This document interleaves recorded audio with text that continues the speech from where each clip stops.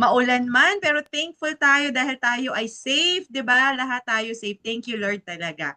And yes po, I'm Geraldine Tambawan and I'm so excited to share with you po ang napakagandang topic. So kami po ng dalawa po sa ating experts sa community ay mag-share.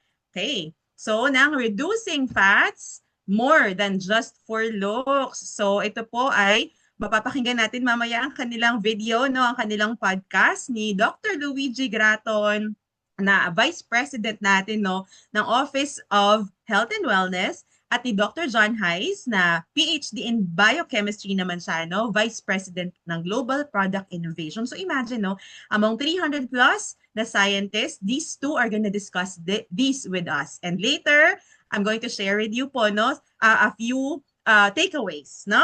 So, excited na po ba? So, mag-ready na po kayo ng inyong mga ballpen at paper, no, para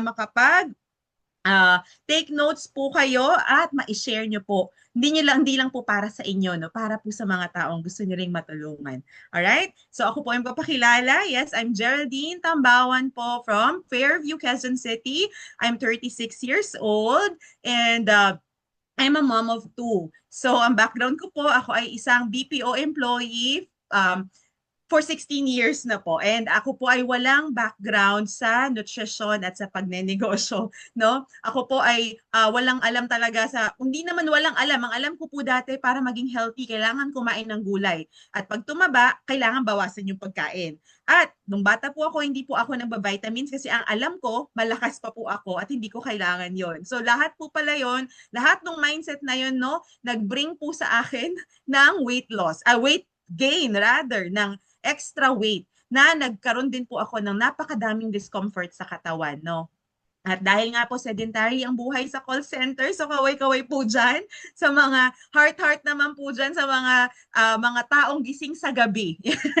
Kami po yon, mga call center, no? Yung mga pang-umaga po dyan, good job po sa inyo. Congrats for having a day shift. So kami pong mga regular na BPO, sa gabi po ang aming trabaho. So, ang breakfast ko po ay sa gabi. So, yun po ang aking breakfast. So, at yun nga po, going back, no, sa yung pinakaayaw ko po doon, no, na-enjoy ko po yung trabaho ko. It's just that, ang ayaw ko nga po doon yung lifestyle. At yun nga po, yung nag-gain ako ng so much weight and ang daming discomfort na nahirapan po akong magpapayat, no. Ang dami ko pong na-try ng mga kung ano-anong mga weight loss na mga crash diets, but I didn't understand how those really work. So, nag-gain din po ulit. So, hindi ko po talaga masustain. Yun yung pinaka-ayoko. At lalo pang nag-further yung aking sama ng pakiramdam. So, I'm really blessed. I'm blessed to have found a solution at Herbalife through my angels po, ang Herrera couple, na nagpaintindi po sa amin sa nutrition, sa supplementation, no? And yung mga healthy eating habits po, nagkaroon po ako ng healthy eating habits, nagkaroon ng tamang choices sa pagkain, and nasusustain ko na ang aking weight loss. So in turn, I have more energy, mas marami na po akong nagagawa, no, sa bahay. Hindi na po ko yung parang feeling tamad lagi, no? Or kahit pagod ka na pagigising mo pa lang. And dahil nga po dyan, nagpalit ng breakfast, aloe tea and shake, nag-vitamins na rin po, multivitamins, fiber and herb, fiber bond, NRG, lahat na po na-try ko na. Dami ko pong paborito, pero yun po yung mga top. And I've lost 34 pounds lang naman po. And I'm still enjoying the journey. From XL po, no, to small and extra small na po. So ang laking ginhawa po sa pakiramdam. And nakakatuwa po dito sa community natin, no, kasi dito po tulong-tulong na nagpapaka-healthy at nag-e-enjoy. Plus, hindi lang dito sa ating virtual community, may face-to-face training tayo and we even have training abroad. Na yun po talaga yung say yes din sa akin dahil mahilig po kami mag-travel. So yung pagpunta po sa ibang bansa like Thailand. So natutuwa po talaga ako na ang dami ko natututunan. I feel like I'm upgrading myself, not only my health. And yun nga po, dahil na-upgrade, so mas nakakatulong po sa community. Kaya po, I'm really looking forward for a better, brighter future kasi mas alam ko na po kung paano i-manage ang aming weight, paano kumain ng tama at hindi lang sa akin, no? Hindi lang sa asawa ko, kundi sa buong pamilya at nasi-share ko na po pati sa extended family, sa mga kaibigan, katrabaho. Feeling ko may ambag na po ako sa mundo. Ganon. So, Kaya po talaga, I really love Herbalife. So yan, so much of me po.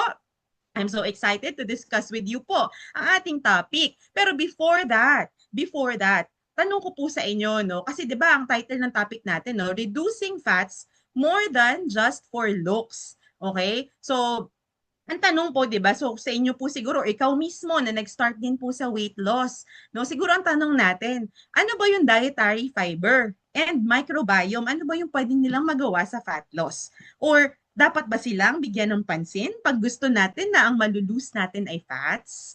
Okay, ganyan din po ba yung tanong nyo? Sige nga po, type 1 nga po sa kung ito po ang katanungan ninyo or naka-encounter na po kayo ng ganitong tanong sa mga valued clients nyo po.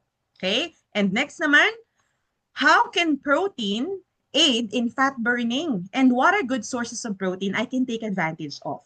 Okay? So, ano ba tong protina? Ano ba tong protein? Paano ba ito makakatulong sa fat burning? At so kung makakatulong nga siya, saan ba ako makakakuha ng proteins? At alin yung matitake advantage ko talaga? Alright? So kung yan po yung tanong nyo, type 2. Okay? So sa mga magta-type po, maraming salamat sa mga mag-engage. Hindi ko man po makikita ngayon, no? Pero maraming salamat po sa inyong pag-participate. And lastly, another question po na masasagot sa podcast later. Kaya I will request po, I highly recommend you listen like you've never listened before. You pay attention like you've never paid attention before. Kasi po una sa lahat, English po kasi yung usapan mamaya. So, mag-pay attention po tayo, mag-take notes po tayo, kasi masasagot po later, ano po ba yung sikreto sa healthy weight loss na at magpapa-achieve sa atin sa healthy weight. Alright? So before po yan masagot itong mga katanungan na to, no, alam ko excited na kayo para marinig yung video or makita yung video. Let's be familiar with some words po na mababanggit later sa video para mas maintindihan po natin yung pag-uusapan later, no? Unang-una, nabanggit ko po, dietary fiber. So some of you may be aware what this is, pero sa mga bago po sa words na to, okay, ang dietary fiber ay parts of plant-based foods that the body can't digest or absorb na kapag adequate po ang intake natin, no, intake is required to support our digestive health. So nakakatulong sa digestive health at nakakaganda ng ating immune system and our overall health. So ano ba yung main function ng dietary fiber? Simple lang po. It helps move body waste effectively. So yan po ang walis ng ating katawan. O di ba? Next, regular. So hindi po tayo regular sa trabaho, pero positive po, di ba? Ang positive ng word na regular. Pero when it comes to our health or body elimination or bowel movement, generally it means that if you are a regular, okay, you are a person whose bowel movement or yung pagpoop, no, with the frequency and consistency that is normal for them and that doesn't cause them any discomfort or difficulty. So kung ikaw po ay isang regular, no, ibig sabihin, I would like to congratulate you muna. So ibig sabihin, ang tanong mo po siguro, so kailangan ko pa ba ng fiber? Kapag ka, regular naman ako. Again, masasagot po yan mamaya. Pakinggan nyo po mamaya si Dr. Luigi, si Dr. John, para po mas maintindihan nyo bakit tayo kailangan mag-focus sa fiber. Next, yung protein. This is a vital macronutrient made up of amino acids, serving as a fundamental building block for the body. So, in short po, this helps our muscle growth and satiety. So when we say satiety, we're talking about being satisfied or feeling full after eating. Okay? So, next, microbiome. Alright? Yung microbiome naman po, siguro narinig nyo na rin to, pero ngayon, ang definition natin dito, this is the collection of all the microbes, such as bacteria, fungi, viruses, and their genes that naturally live on our bodies and inside us. Alright? So, kung narinig nyo na po na tayo ay isang malaking bacteria or tayo po ay tao na puno na binubuo ng bacteria. Okay? Yung mga good bacteria po tayo. Tayo yun. So may mga bad bacteria din at pag pinagsama-sama po sila, ang tawag sa kanila ay microbiome. And fun fact po, ang pagkain po ng microbiome ay fiber. Alright? So masarap po yan para sa kanila. Para magawa nila ng tama, yung dapat nilang gawin sa katawan natin. Okay? So although microbes require a microscope to see them, They contribute to human health and wellness in many ways. All right? And lastly, ito, mababanggit po ito mamaya, GLP-1. All right? So ito po ay glucan-like peptide 1. In short, hormone po ito. So medyo jargon po, no? In short po, when you say GLP-1, nakakatulong po yan na mag-control ng ating cravings. All right? So ready na po ba kayong makinig?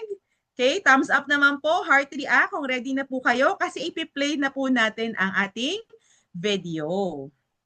All right? So, here we go.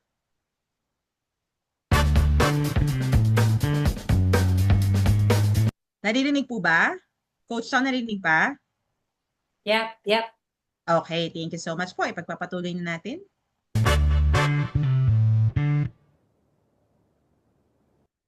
So what kind of questions do you get from people like want to lose weight? I mean, what's the kind of their main question? So there's a lot of people that want to lose weight, and they were kind of wondering about the different types of fats, which we had gone over. And meta-inflammation was another big one that they wanted to know more questions about. And then a lot of people wanted to know about fiber and why fiber is so important for us other than just going to the bathroom. Why is that essential for fat loss, and what does that do with the different types of fat in our body? Right.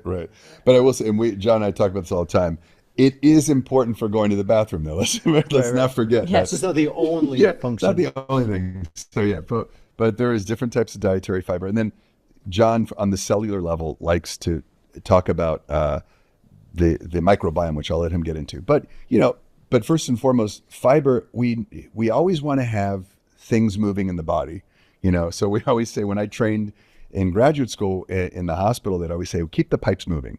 So fiber helps to keep the pipes moving. But I know it's not the most important thing. People have long talked about that. But it turns out, and I'll turn to John on this, turns out that relatively recent discovery is that there's a lot of bacteria that populates in our body. We call it the microbiome, and it sits in the gut. And so I'll pass off to John, but fiber has a very specific function. He can talk about that. Yeah, well, I mean, this is like one of my favorite topics. Yeah. So like, you can wax I think there's like the fiber to keep you regular, but I feel like people so much forget about the value of fiber because they're like, I don't really need a lot of fiber. I'm going to the bathroom, no problem. But it's like the fiber is what's really feeding the microbiome. This is the food for the microbiome. Mm-hmm. And the microbiome has this really beautiful feedback loop on like moving like intestinal cells and health and, various hormone secretions. One of the things that secretes is GLP-1 and other hormones. And like these things have a really interesting feedback loop. I'm sure we've all heard about GLP-1. So I think if you think about strategies to lose weight and fat loss, particularly fat, so fiber is a big category. Right. Fiber also comes with from plants, you get these polyphenols. It's going to help you feel full. The other thing that's helping you feel full is protein. So by increasing protein, you're going to have more satiety. So it's fiber, it's protein. And by eating more protein, you're going to probably have less, hopefully you're choosing less sugary You're displacing foods. the sugar, You're pushing that out. Good point. So now you've helped manage some of the blood spikes we've talked about.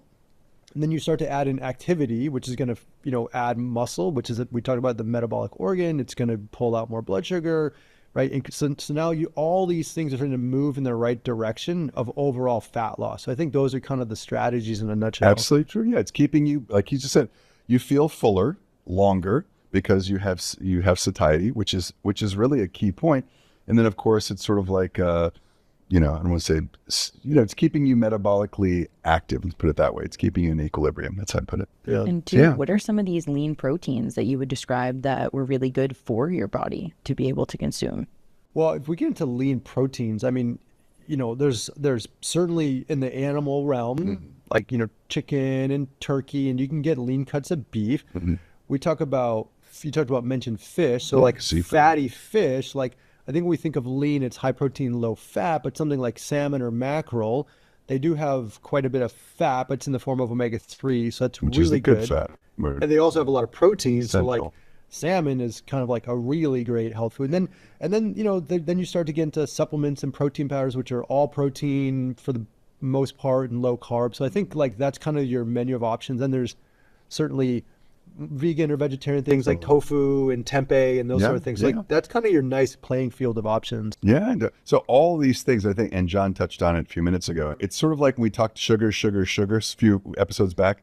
protein is protein is protein. So, but it's the thing that goes along with the protein. So like he was saying, the salmon's got some good omega-3s attached to it, but you wouldn't want, let's say, a piece of meat that's got a lot of sort of like fats that might throw some imbalance. You know, it's like if it's a steak that's really heavily laden with some of the bad fats, or some of the fats that are essential, but you don't need too many of them.